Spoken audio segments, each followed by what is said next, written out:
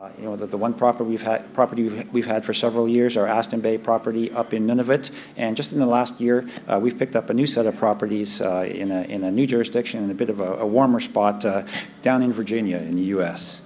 Our property up in Nunavut, we're looking essentially for sediment-hosted copper and zinc deposits. We're looking for those large, high-grade deposits. We have high-grade copper and zinc at the surface, tens of meters of multiple percent copper, 10% zinc in a 43-101 resource, right on tidewater. We have Dave Broughton, Dr. Dave Broughton, the Ivanhoe's former VPX, the man who was part of the team that found Kamoa-Kakula, directing our exploration there. We love this property.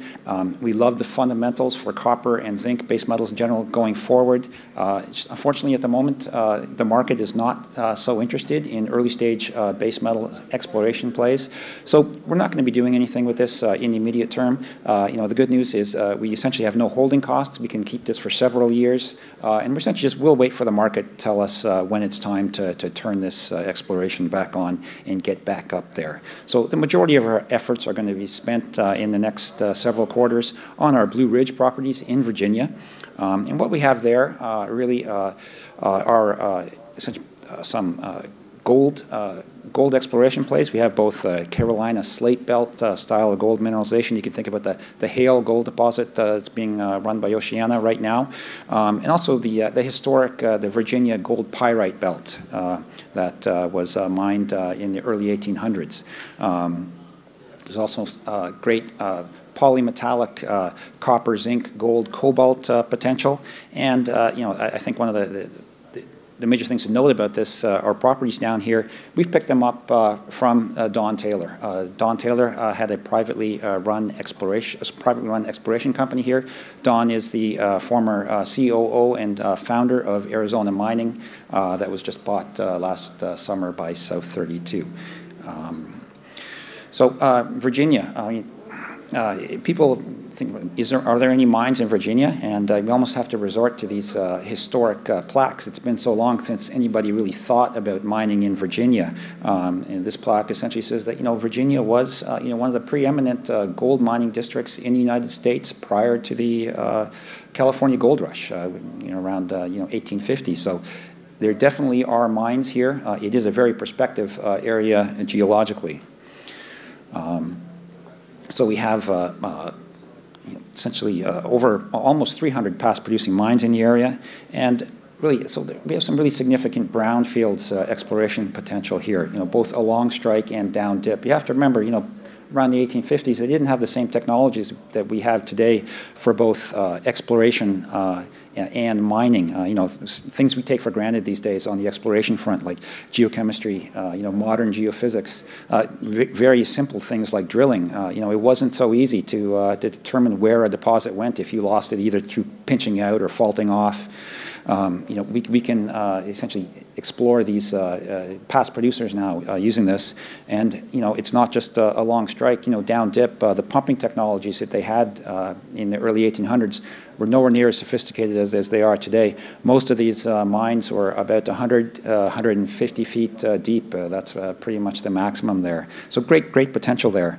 In the pyrite belt. Outside of the pyrite belt, we have a new discovery, essentially discovered in 2016. This is our Buckingham gold property. High-grade gold in quartz veins right at the surface, visible gold at the surface.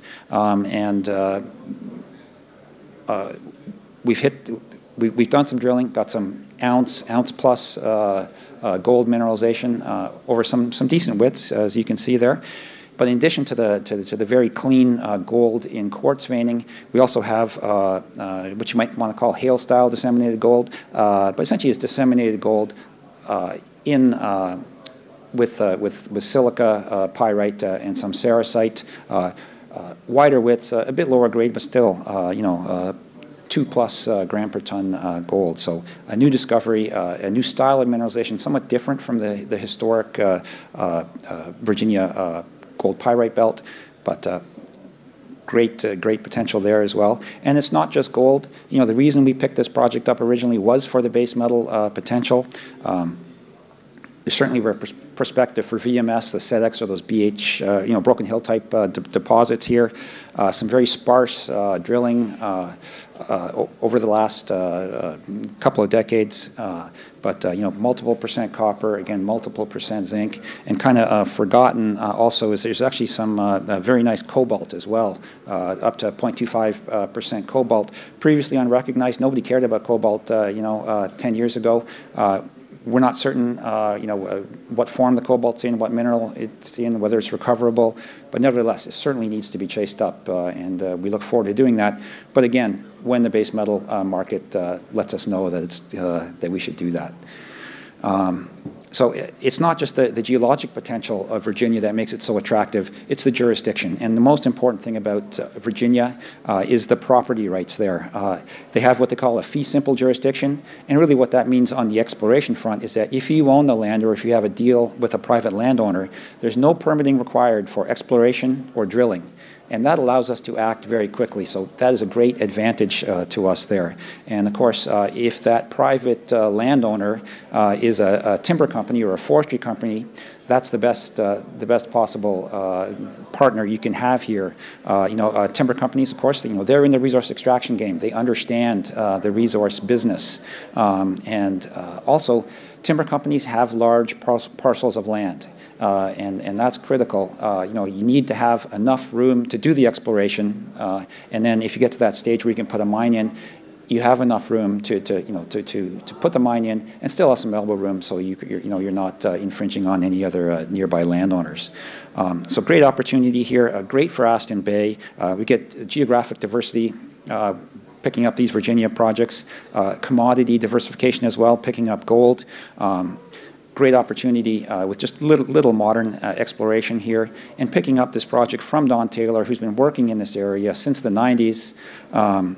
He comes obviously with his experience and expertise, and relationships are critical in this area, and also with the data. He has been able to assemble a significant data package over the last over 20 years. We have a 1.2 million acre airborne EM survey that you really could not replicate today. Regional geochemistry from a big company geochemistry program, the kind that nobody does these days. That's really what we need in order to do the exploration here. The area is geologically, it's metamorphic rocks for the most part, but very deeply weathered. It's a very deep, almost subtropical weathering profile here. That means there's very little outcrop. So this data that comes with Don and his experience, that allows us really to see through that veil of the weathering that we see here, that we have in this area, and that allows us to essentially get to that next stage of finding the targets for drilling very quickly. We've just recently signed an agreement with a major forestry company. So we have over 11,000 acres signed up and ready to go. And we're going to be looking at three particular areas over the next year. Most of our efforts will be directed at the Buckingham gold property. So this is about a 5,000 acre area. It includes this about a 10-mile gold in stream anomaly. That's an actual gold flake in the pan. And this is where our Buckingham gold discovery and the drilling we did earlier this year is centered. We'll talk a bit more about that in a minute. We'll also expect to do a little bit of work on the historic Virginia gold belt, again, that brownfields exploration. And we've also picked up some polymetallic copper, zinc, gold, cobalt prospects. Don Taylor is quite enthusiastic about the potential for an undiscovered polymetallic base metals belt here, and we're really looking forward to getting out there and doing some exploration on that. The Buckingham Gold project, again, this is extension of the Carolina to Avalon slate belt here. It's really significantly unexplored in Virginia here. We found high-grade gold at the surface. Again, we did some drilling this past spring, 6 holes, almost 900 meters there. All the holes hit gold, and some significant intercepts. And the plan through the end of 2019 into 2020 is to essentially follow up on this. The plan is to do geochemistry, soil sampling, a more detailed survey over this 15-kilometer long trend. For a more immediate results is do some IP geophysics.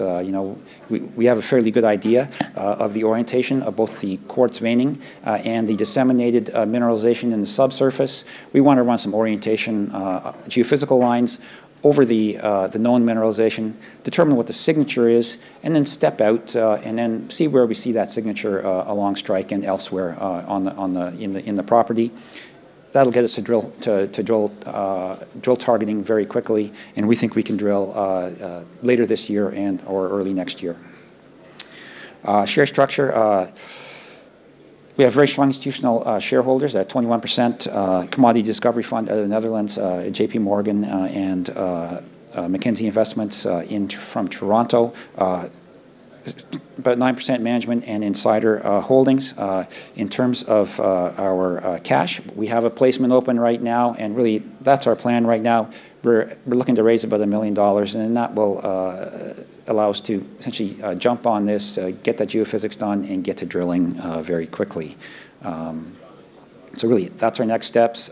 Focusing on the Buckingham gold property, expanding it out into the more brownfields potential along the Virginia gold pyrite belt, and then of course taking a look at these polymetallic belts, base metal belts as well. And again, when the markets allow, we're very excited to get back up to Nunavut and see if we can make a discovery on the copper and zinc up there.